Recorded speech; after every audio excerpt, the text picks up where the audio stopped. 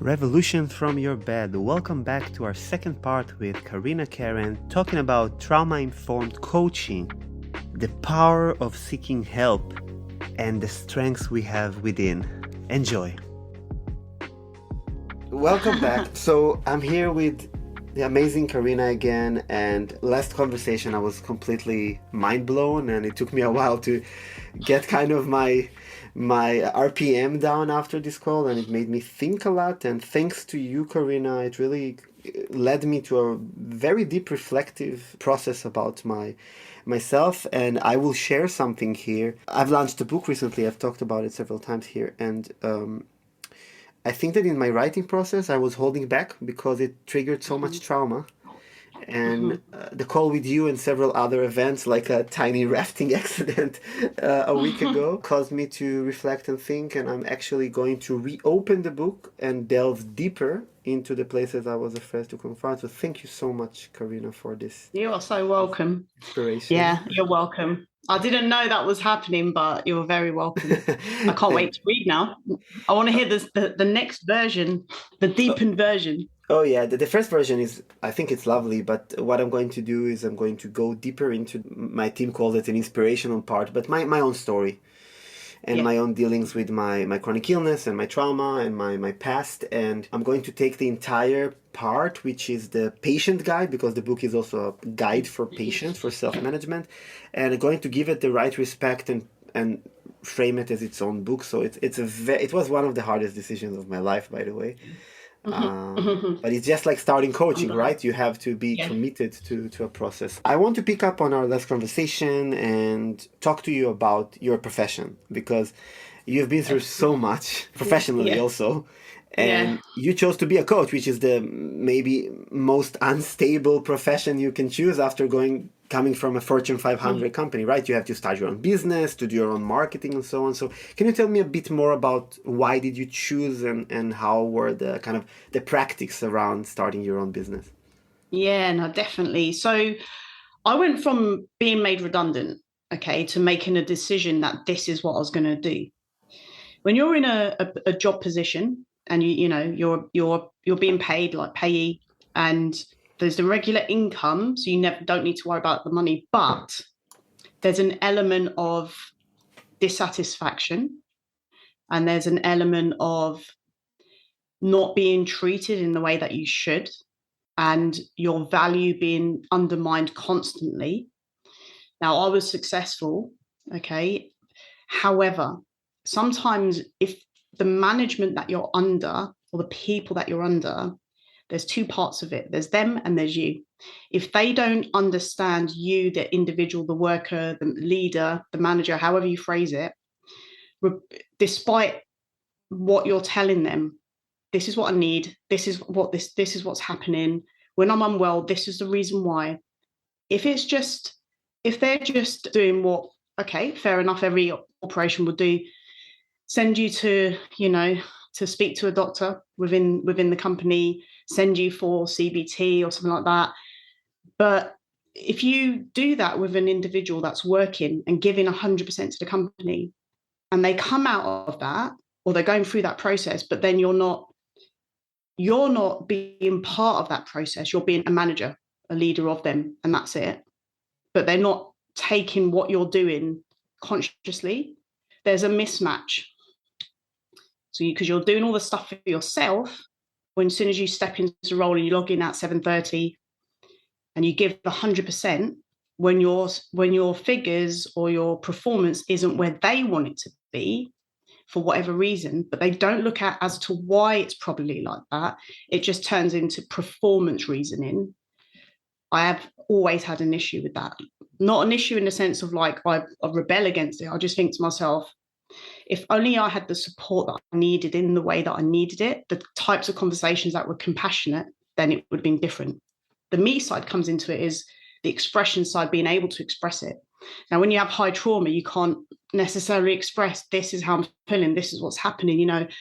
I haven't turned my Zoom camera on because I'm feeling so stressed and so overwhelmed. I can't actually look into the camera. So I thought to myself, with the backing of my partner, my brother, what is it I really want to do? Now, I knew my passion and how good I am at coaching. Okay, that was performance coaching to do with sales and performance and individuals, coaching to empathy, coaching to performance, being able to, coach people in the moment while they're in the middle of calls, because it was like frontline servicing on the phone. I was able to get into the call, get into the training with that person and really guide them through the conversations. Yeah. And I thought to myself, that's very powerful. The skill I had was very powerful, but still it wasn't seen. I wasn't part of a group. Everything was quite cliquey. I didn't belong to a group of, other leaders. I just didn't fit into any one of those because I just needed to be myself. So the decision to be a coach was a very easy decision once I knew I had the backing of the people that love me.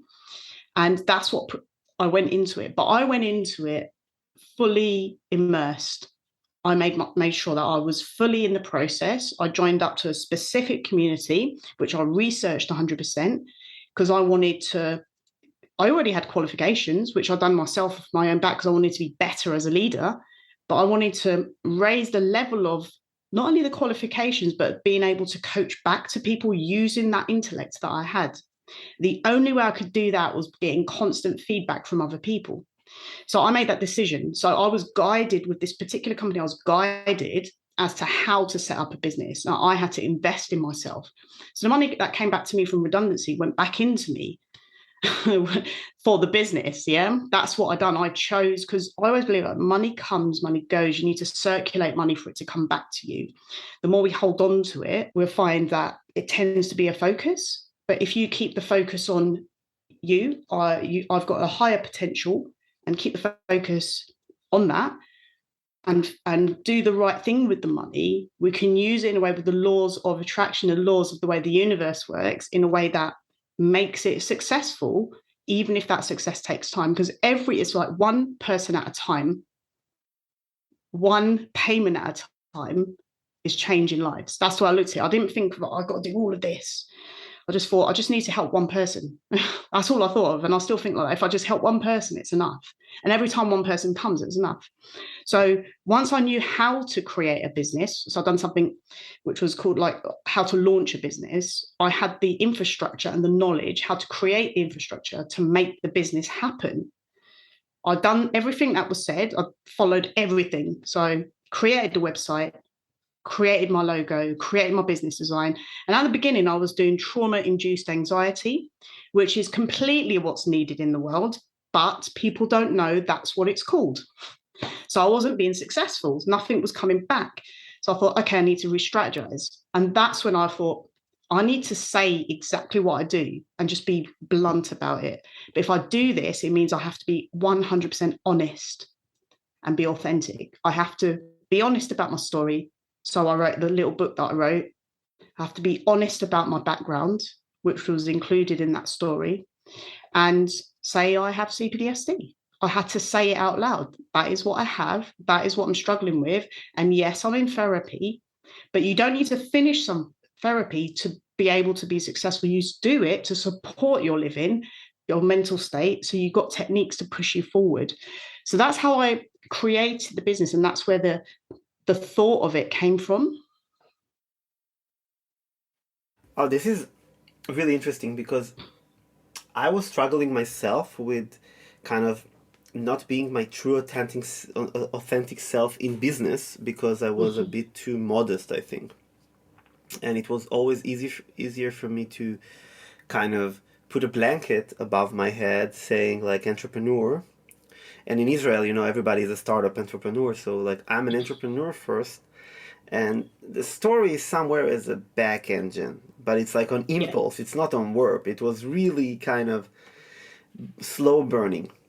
But only when I really connected my own story, which has a lot to do with trauma and chronic illness and medical abuse, and it was very tough, only then I could shine professionally. And what I think is that you picked up on something really interesting there, that we have occasions in our life that we are kind of think this authenticity we have in our professional life. Well, I have this skill or this action that I'm doing that I'm so fulfilled doing.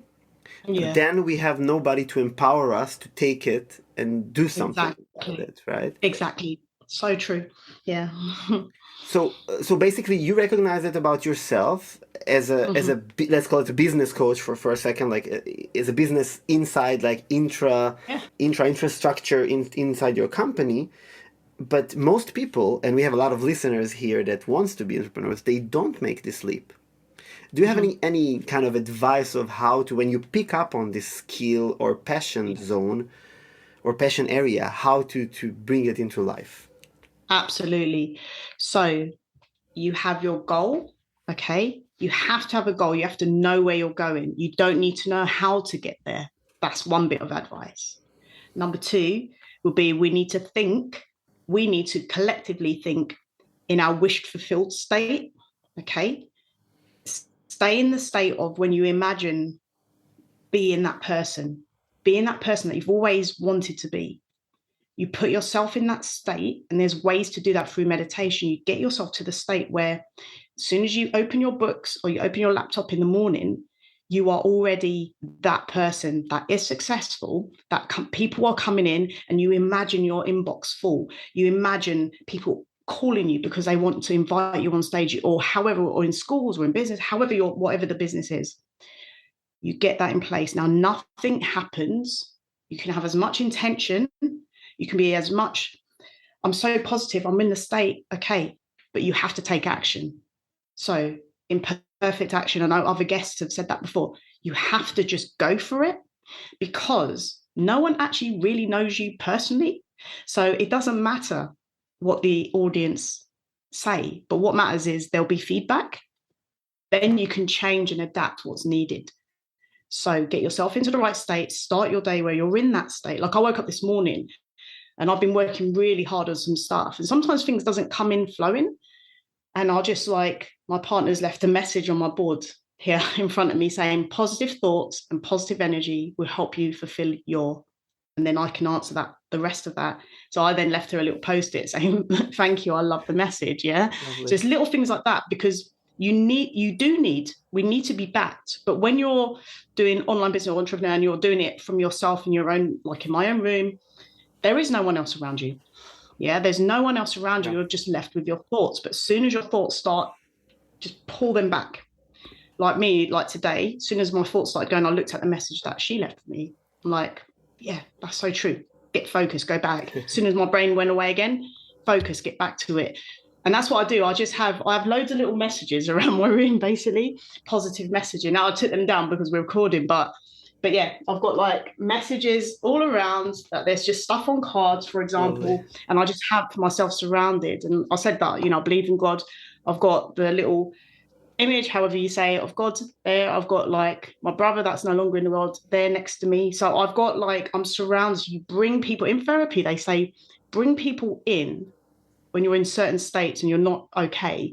Bring people in that would always support you. They don't need to be living. Yeah. So that's what I've done.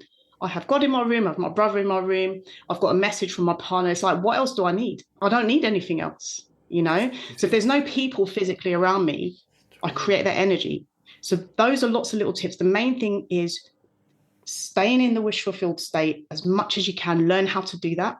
Number two, go for it. Take imperfect action. Imperfect action simply means you take an action and it's not perfect. It doesn't matter the outcome. You just go for it. Yeah. That could be something as small as, I'm going to start a business in coaching. What's your thoughts? Who's in? Yes or no? You just make it, just see what people say. And there's going to be, it doesn't matter what the outcome is. What's important is people are engaged. They're answering your message. And that's very powerful. It means people are looking and people are listening. You can see how many views and how many likes and how many comments. Yeah. Right. Then you start having data and you just think, in companies, that's what they use, analytics from customers, so they know where to go. You suddenly have your analytics, So that's just, an example, a little example of what you can do and how to do it. No, this is brilliant, as you say in the UK, and I take some things from this. First of all, you can create your support system around you physically, because I'm talking about it a bit in my book, that the actual healing environment is super critical, but also for entrepreneurs, the environment you're surrounding with. And if you can see, I have Vienna and Tel Aviv behind me. I know. I have New York and Mars that you cannot see. And I have a lot of little things that remind me who I am and people that I love and inspiration. And when I was sick, I was kind of missing this. And it took me, because I didn't want to be in this bed. And I said, no, I'm not going to make it homey because it's temporary. But temporary Yes. becomes Good kind of one. Yeah. constant. So I think it's super important. The second thing is that I think that the difference between a dreamer and an entrepreneur is actually this little step that you make. Because I know a lot of people with amazing ideas, and Yes. they never do something about it. And every time somebody comes to me with a startup idea and say, wow, I'm so afraid somebody will steal it, I always tell them what the first investors that I ever met told me, that the distance between actually hearing your idea and doing something about it is like walking to the moon, kind of. Yeah. So I think it's Yeah. super important to just make a step. And another thing that super resonated with me is that the fact that the feedback is so important. And even one step Yes. before analytics, I wrote a book. It took us, me and my editor and editing team, more than a year and a half, but I wasn't feeling so sure about it. And we had 8 beta readers. The comments were great, but apparently when beta readers also know you personally, they don't want to hurt you. And Yeah. now when Yeah. comments That's are starting to come, everybody says, amazing. Amazing is not a good word. You cannot learn true. anything by amazing. I want to hear that this is not good enough. I want to hear Yeah. the 2 stars on Amazon, the 3 stars. Why didn't Yeah. you like? And people didn't think it was focused enough because it was talking about a lot of things in one book. But unless I get this feedback, I cannot move on with Exactly. this venture, right? So I think it requires bravery to be open to Definitely. Yeah. criticism. And I was going to say, Roy, do you know what I was going to say there? It's incredible because you went from the state that you was in because of the health reasons to you wrote a book. Okay. And we've leaped forward to like we need, the feedback and so forth, because that's what we needed to go forward. But when we started the conversation, you specifically said, you know what? After having that conversation like that we had, you recognize actually you need to go a bit deeper, which is really interesting because you just also said that people were saying it's not focused enough. So you've just touched on exactly what the audience have said. So therefore they know there's more. And the only way we get focused enough is identify those core areas or the touchstone areas that actually need to go in depth because they're pulling the audience, more forward toward pulling the audience towards you because the audience want to know more because they're in the same position as you. So we can take action, but podcasts like this is brilliant because we tell you how to take action. Okay. So when we say take a step, go for it. If you, in your mind, your dream is, I want to write a book, write a book. Do a smaller version of the book that you want to do because you Yeah. can go into more depth after. Just write and get your stuff out there. You can use certain platforms that can just go through it, the structure and so forth, and the editing, and they will get it sorted for you. It's really cheap, but you'll have a book out. And how good is it? It's like someone says, oh, what'd you do? You just say, do you know what? I've actually just written a book. It's available on Amazon. When I started saying, I was like, oh, wicked. I felt so good. I was like, I've Yes. actually got a little book out. So yeah. And there is such a difference between um, putting something in the world and putting something perfect in the world, because my fiance always tells me you need to be careful that you will never have a perfect book, and you can go into this loop because she's also an artist, like you can go into this loop and never come out of it. But I say it's not about having the perfect book, it's about having something out there.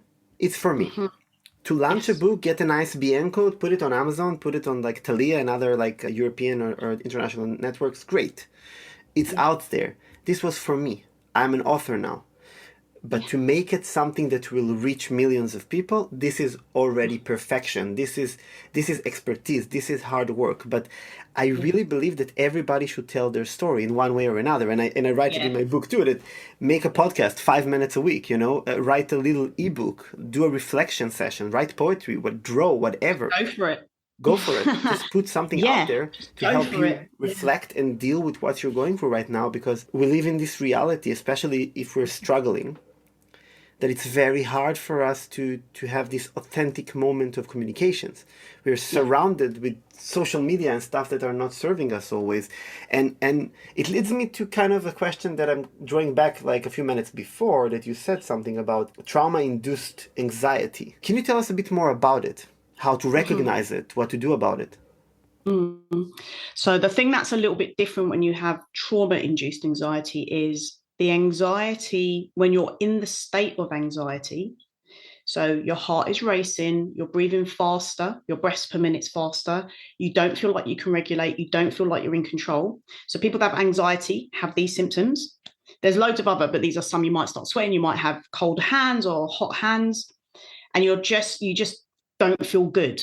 Yeah, you feel like something's not right, something's going to go wrong. You feel like it doesn't mean it's going to happen now. When you've got the trauma-induced anxiety, you have the thoughts that go through your mind are specific to the traumas and they're reoccurring.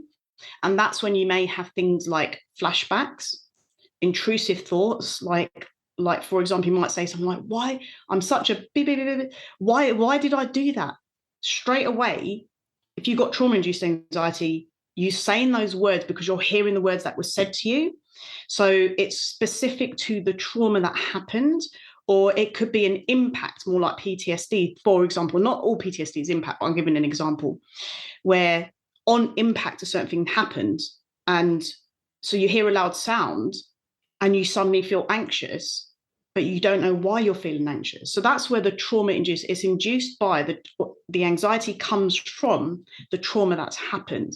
So like yesterday, for example, so when we turn the shower on, there's noise. You can't really hear if someone's outside the bathroom, but we live together, so we leave the bathroom door open. So, but my partner came home and she was like, "I'm home," and she said it, and it made me jump, like really badly jump, and I just felt like I felt like I couldn't breathe, and I couldn't tell her this is what's happening. I had a massive panic attack in the shower. It wasn't panic, sorry, anxiety attack in the shower. And I just sat in the shower. I was having quite a happy shower, actually, letting myself think of all the things I want to do yesterday. And then, bam, I wasn't okay. And I knew that was trauma-induced anxiety. I knew it. So I knew, take deep breaths, regulate, everything's fine. And then, because like my eyes would go, like my vision would go a bit blurry when that happens. And then my brain will try, because I've done the EMDR, I can't get the images. So my brain tries to bring the images, but nothing comes. And then my brain tries to bring sound, but it doesn't come because I've sorted it out. So I have this kind of, it's almost like a panic feeling, but it goes away really quickly because I know how to manage it. And I got myself out of the shower, just breathed, looked in the mirror, looked at my eyes in the mirrors. You're okay. Everything's fine. You're safe. They're just letting you know you're home, that they're home. The whole point to let me know they're home was so that they didn't evoke trauma-induced anxiety, right? So you just think, wow, and I came out the bathroom, came in this room, and I just thought, calm. I just done some calming, calm my nervous system. And I just said positive stuff to myself, So that's the difference. You have anxiety or trauma-induced anxiety. There's all levels of anxiety, but I'm talking about those two in relation to your question. Thank you. Yeah, it's really resonating with me because I have certain triggers that really evoke this feeling, which are completely strange. I can sit in a complete relaxed atmosphere, like drinking with my fiance or friends, and then something will happen, a certain loud noise or Yes. a baby shouting. For me, it's a lot about babies or kids shouting because of this particular traumatic event, and then everything is completely thrown back to the scene. So it's immediate, and there is nothing you can do to control it. But my journey will be to go through a process that I'm not alarmed by it, but it's incredible that you have a set of tools that you use, yes. and you can teach others to use it, because I think that any form of anxiety disrupts life, right?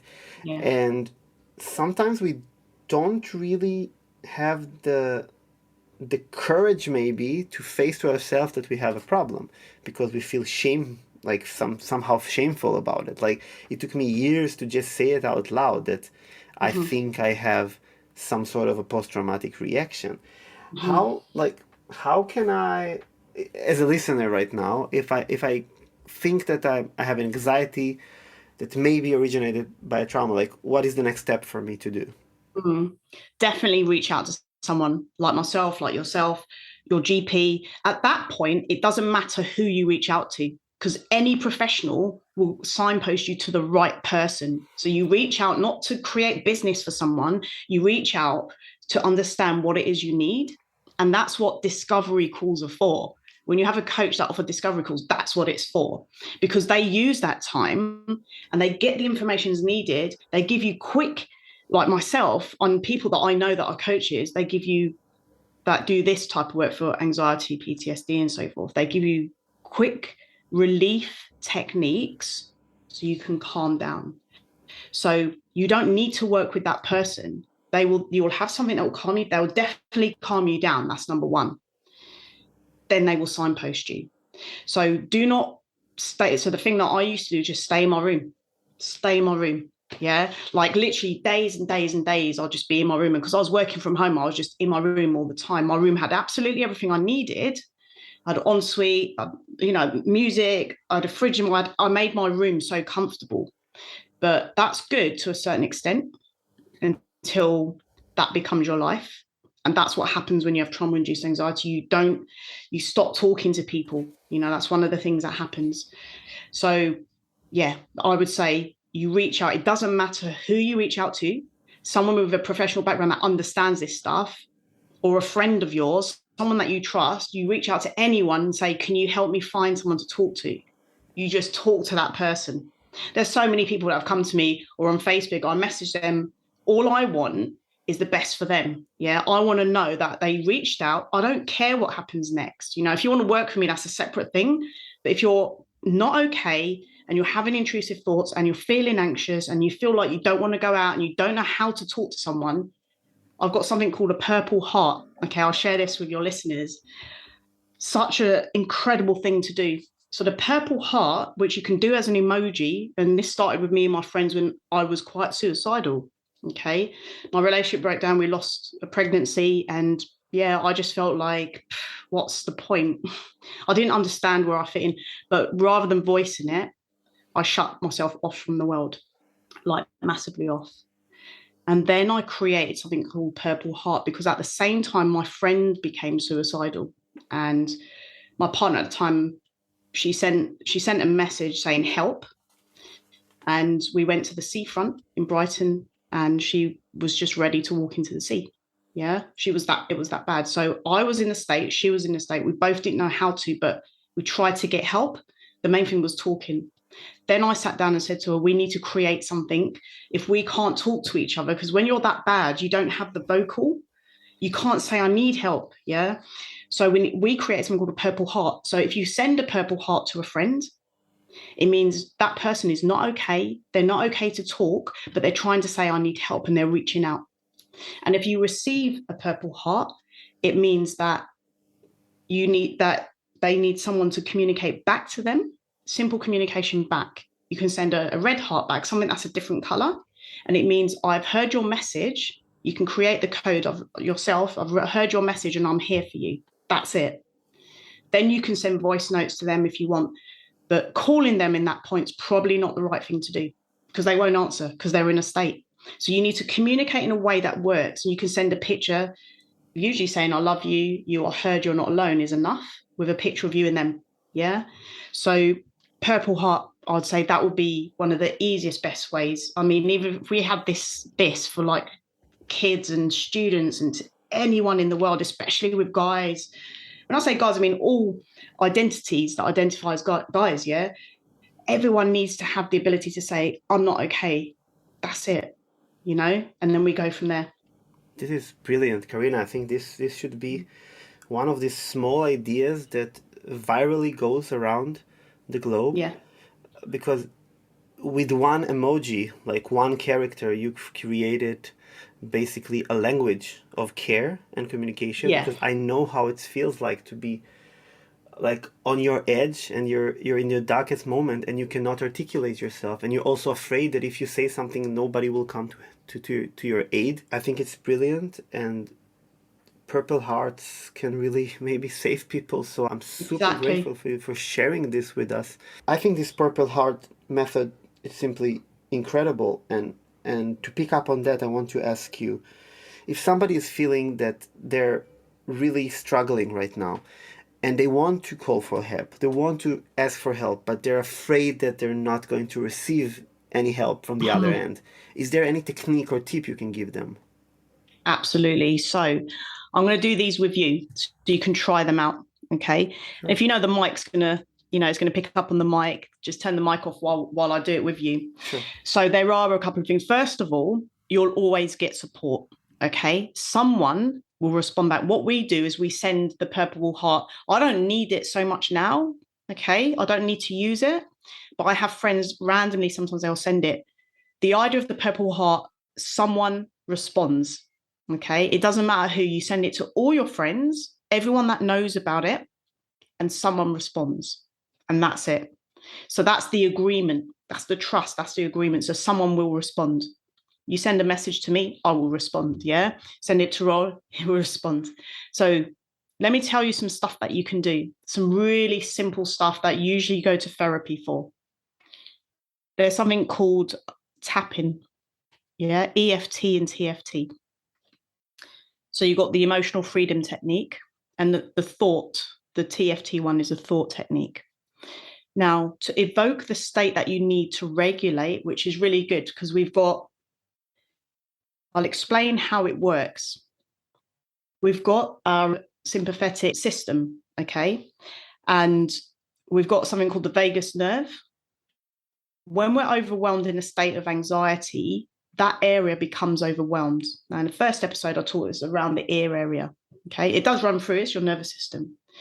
All we need to do when we're anxious, it doesn't matter what type of anxiety, is to regulate the nervous system, to calm that part down that suddenly become overactive, like a flashing light, a red flashing light.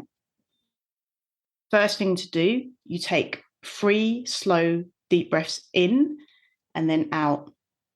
When you slow your breathing down, you start regulating that part of your nervous system. Number 1. Number 2, you use the EFT, TFT tapping. So you put your hands out and you tap left to right on your lap. You do 3 breaths first. You do technique number 1, 3 breaths, and then breathe out slowly. And as you breathe out, you just imagine yourself calming. This works 100%, okay? It's not like it may work, it may not. You just need to sit down and trust this process. It calms you down. 3 breaths, then you tap left to right very slowly. Try it for the first time and you'll realize that actually this technique works, okay? If you're in a conversation with someone, they start arguing with you, you tap slowly on your leg left to right. If you're standing up, you still do it left to right. No one's really going to notice, and you do it slowly. You don't do it fast, because if you do it fast, it evokes the vagus nerve and it makes the vagus nerve become inflamed, or go faster. So we want to slow it down. The other thing to do is, so you're tapping slowly, look around your room and just choose a color. I always say blue because it's a calming color. Look around your room while you're tapping slowly. You're breathing, you're tapping slowly left to right. So tap, tap, breathing. And then you look around, what in your room is blue? I can see my board is blue. My desk is blue. Actually, everything in my room is blue. My chair is blue. You look at each thing. My whiteboard is blue. Should be white, but it's blue. There's writing on it. I've done that writing yesterday. And you make it become very present. You look down my desk. I bought this desk for inspiration. It is inspiring me. My chair. Every time I sit on this chair, I'm creating a miracle of some kind. You start boosting yourself up. You can look what in the room is circular, what in your room around you and your surrounding is square. Anything like that. What's happening there? You're distracting the brain, and you're using a left to right rhythm, which is what we use when we're doing EMDR. So we're engaging both parts of the brain. When you're in the state of anxiety, one part of the brain is more active than the other part of the brain. And what we need is neuromodulation to happen, okay? So if we break that down, we need to modulate the neurology within our bodies, right? Neurobiology, neuroscience. So when you've got the slow rhythm, we get ourselves into the right rhythm. If you think about it, of course it works. When you put a song on that's lively and loud and you're at a party, you're in that zone, right? But if you put a song on that's calm, a soppy song that will probably make you cry. But if it's calm and slow, you're in a different state, right? So they're the 3 techniques straight away that will calm you down. It takes time for you to practice to be able to stick to the technique. Take your time. Give yourself in the next week, just say, anytime this comes up, and it used to happen with me in the evening at night time when I'm on my own in bed, that's when it used to come really bad, my anxiety, when no one was around me. First thing, breathing. Second thing, tapping. EFT, you're doing it without even learning TFT or EFT. You're doing it. It's a technique that you can have. And then looking at, find a color, because we're refocusing. We're changing the brain. We're going from left to right, and we've got a rhythm going. And it engages both parts of the brain. The part of the brain that's overwhelmed becomes calm because the other part of the brain's working and it can fit together. Thank you so much for sharing this technique with us. I think it can be super useful. Also have a preventive measure, maybe, because absolutely, some of our listeners are suffering from chronic illness. They're in beds, and it's very easy to develop anxiety. It's very easy to feel very lonely. Yeah. And I think that if you practice it 5 minutes a day or 3 minutes a day, it might be incredibly helpful. I know that techniques as such really helped me when I felt like this, because everybody should have their own, fitting technique. Some people go on and write something. Some people need to draw. Some people do deep breath, but for some people it's not working. But I think this one is super universal, actually. It is. I was going to say something there, if you don't mind. So this is a technique for everyone. Okay. If a tapping sound evokes flashbacks and stuff like that, you don't do tapping. You can just look from left to right really slowly. Just look from left to right and just allow yourself to come, because you're engaged. If you engage both parts of the brain, the part of the brain that's causing the negative neuro pathways, we could say, maybe that's not the right term, but let's just say that to make it easier. Those pathways, they have a different signal going into it. So it works, okay? That's why EMDR works. That's just a technique, though, not going deep. This is a technique to regulate, to feel safe. Can I share another really good technique? Of course, please do. The other technique everyone's probably heard about, or if you haven't, it's called the body scan. I give this to absolutely anyone and everyone that I engage with. They don't have to be a client of mine. Yeah. This massively helps you, okay? And you can use, some people believe in God, some people believe in the universe, some people believe in energy. There's always something you believe in, okay? There's going to be something. You might just believe in yourself. When I work with people that believe in God or energy, I evoke a light. So when you wake up in the morning, you can do this. Such a great thing to start off with. And when I was going through my illness so badly, and I didn't know I was thinking, how am I even going to get up? This is what I used to do. And did it help me get up? No. What it helps you do is be in a state where you now feel like you can get up. Okay? It doesn't make you get up. You make you get up. But it makes you feel like the stress is gone and I can do this. That's what it makes you do. It's putting you in the right state of mind. So while you're lying down, you can do it in any position. You lie down, ideally close your eyes and do the 3 breaths to regulate. And then you imagine a light. And the light can be any color, but it needs to be a warming color. It can be a sunlight color, a light that you would associate with God or the universal energy. Or it could be a blue or a purple. So you want safety colors, okay? And you allow the light to come in through your head. This is a safe light. Your eyes are closed. Everything's done slowly. And as it comes through and starts through your head, goes to your forehead, to the back of your eyes, back of your ears, your throat. You stay around that area and you just say to yourself, is there anything here that needs to be looked at? Do I have any tension? And you allow the light to look around. That's you looking internally. And if the light says yes, or because you're saying yes, I feel pressure behind my eyes. You imagine the light healing behind your eyes. You imagine light absorbing all of that energy that's not serving a purpose for you. Imagine it being soaked into the light and it goes back up into the universe, because energy can't be destroyed. and can't be created. It has to be circulated. So we let it go back up into the universe, and the light comes back in, slowly goes down. Now you're down to your neck, your shoulders. Is there anything in this area that's causing me discomfort? No. It goes down into your chest, your heart. Usually there's tension in that chest area. Yes, I've got tension in my heart. How does it feel? It feels uncomfortable. What color is it? It feels dark. It feels misty. It feels okay. Do you want that gone? Yes. Okay. Thank you, blackness, for serving your purpose. But anxiety, it's okay. You can go. You don't need to be there. I don't need to feel uncomfortable. I'm letting this light in so that you can come and go. You're constantly engaging with yourself, because that's called self-love. People don't realize it. Okay, sometimes you can touch yourself like this, put your hands on your face, you become present, it's self-love, or you can do it through a light, and you make your way all the way down through your body. When I had the Crohn's really bad, it was not only my bowel, but my back passage area, very, very, very painful, and it was awful. And I was like, I wake up knowing I have to go to work, and in between work have 3 visits to go to the hospital to get my dressing changed, because I didn't know how to do it. I couldn't see the area. This helped calm me down massively.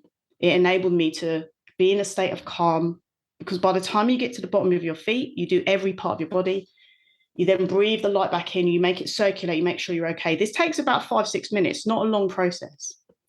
You then get up, but you can't look at something distracting. You can't look at your phone or something like that. You get up and you go in your shower. From that moment of energy where the release has happened of the pain, you go and you have your shower. You do the action you need to take to then allows you to leapfrog to the next part of your day. Okay. So that was the other technique. That's a good 4 techniques there that definitely helps calm the nervous system.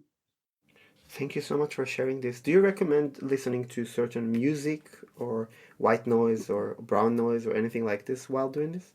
Yeah, so everyone's got their own thing. So I've got a particular person that I listen to who's on the internet. The reason why I listen to him, so everyone likes different things. Like, I don't like sounds that are whispering. It makes me feel uncomfortable. So you need to know the sounds that you're okay with. So I'm thinking about trauma here. Okay, you need to know and kind of, illnesses, that chronic illnesses and stuff. There's going to be some things that might evoke traumatize you. So you need to know what sounds you like. So with me, I like sounds that there's certain wavelengths that takes me to the higher. It's usually meditative sounds, takes me to a higher consciousness, because I can shift to that quite easily. That's the state that you're in before you go to sleep, basically. So that particular person will listen to. So if you type in sleep, hypnosis for sleep, hypnosis for anxiety, you're not being hypnotized, by the way. It's a meditative state. Yeah, you're just in a meditative state, and it enables you, it evokes sleep. It might take time. It took me quite a while, like at least a month or so, to get used to someone else relaxing me, like, because it was like I was like, I'm doing this myself, for my whole life, and I realized it's not working. So I'd say find someone that you like. Some people like religious music. Some people like the sound of the sea. I don't like the sound of the sea because I live by the sea. For some reason, it feels like I'm just by the sea all the time. So everyone's got their own sounds, but there's certain waves. I can't remember the waves for the different beta, theta waves and so forth, but you kind of want to be in that theta kind of state where you're shifting into that state, and it's like you're kind of awake, but you're in the REM state. You're evoking that state, which is what I do with clients. I evoke that state to install the thing that's needed, that they can shift to a safe space anytime they want. So that's kind of where you go to. Shall I say the name of the person I'll listen to? Yes, please. Feel free to. I think he's brilliant, absolutely brilliant. And he inspired me to do my own meditative talk downs for my own clients. His name's Jason Stevenson. And just check out his work online. So many videos, and he's just really good. You can do meet my higher self. There's so much stuff. Meet my guardian angel. Doesn't mean you need to believe in angels. This is about helping you go somewhere else in your mind. So don't take the words and think, oh, that's religious. No, it's not. It's just evoking a different state. I've gone on so many journeys with this guy, with him evoking all these states. I love it. I just think, oh, where can I go to tonight? It's like thank you for a little journey in my mind. It's funny because people are going and doing yoga and then doing mantras in the end, and they don't understand that for people in India, this is super religious and sacred, Yeah. and we commercialize it so much that, but if we tell people to listen to any religious connotation, they would, no, no, no, I don't want any Oh, religious. yeah, yeah. So this is a bit funny, but it doesn't really matter. Like I also like guided meditations of all sorts, and I can be connected to different cultural influences there. It really depends what good for you. Some people like, certain noises, like white noises that relaxes them and can help. Some people need the voice. I have a friend who is a coach, and he custom made recording specific meditations for his clients because he believes that the personal touch is helping. So Yes. whatever, not flip your boat like what happened to me last week. I was gonna, oh yeah, don't flip your vote. Don't do what Roy done. But I was gonna say that's really good because when you're working with someone, your voice becomes their calm, Yeah. becomes their safety. Yeah. So like my therapist voice, as soon as I go to that therapist, I could be so distressed for the whole day because I'm distressed in my own mind, nothing else is going wrong. Then I go to him and it's like, I feel fine. I'm like, I'm okay now. I wasn't okay like 2 minutes ago. Yeah. But I was going to say, for your listeners, you can put this together. I'm very happy to do like a one-off meditation thing with them. If you arrange it with them, yeah, thank you very so happy much. to do that with Thank you you so there as well. I want you to experience it. It'll just be like whatever, however you want to do it. But I'm very happy to do that That sounds online.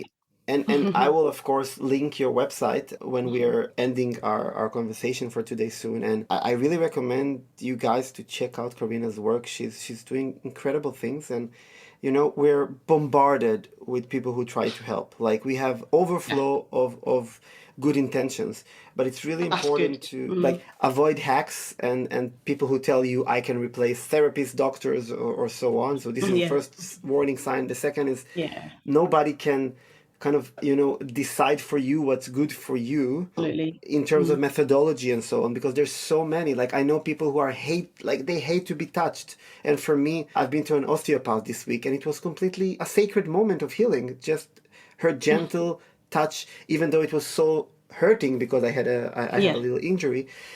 So it's really dependent of what you need and want, and I really, really, really recommend to check out Kharina's work. Kharina, I think that we will end in this note. We can go on forever, we can have 10 episodes just with you. I think it's very important that you will have critical thinking enough to know how to choose your therapist or aid. It's really, we are completely bombarded with options, and sometimes it's also causing decision fatigues. And I know from fact that people DM me or email me and telling me there's so many things I can do, there's so many apps for mindfulness, and I don't know how to get well, as a chronically ill patient or somebody who needs inspiration.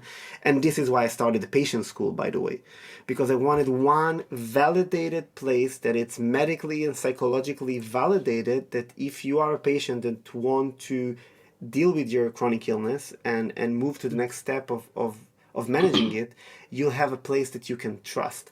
And I can't even start to praise and recommend your work. And Kharina has a podcast. Kharina has a book. I will link her website like I've mentioned before. I really recommend you guys to follow her on social media. She's doing incredible stuff. And thank you so much for this invitation. I will pick up on this invitation and we can do something together with the listeners or the followers in general, because, I have a lot of followers on other social media outlets. Kharina, it's been incredible yet again to have you on board. I really thank you for sharing such valuable tips and techniques with us, and everything you said here is part of your practice, and more of that you have in your book and in your podcast, in your other outlets. And I wish you to really fulfill your full potential, which I don't think it's even 10% yet, with all your greatness as a giant, as you said, and to be truly happy and empowered. And I really not only hope, I'm sure that we will cross paths again in the future. Oh, definitely. I'll thank you and your listeners as well. I'd just like to end that we do have infinite potential. We're human beings. We're the only people on this planet that have that. So doesn't matter the illness. The illness matters, okay? But please don't feel that your life's restricted fully. There's always a different option or a way to get from A to B. You just need to know how.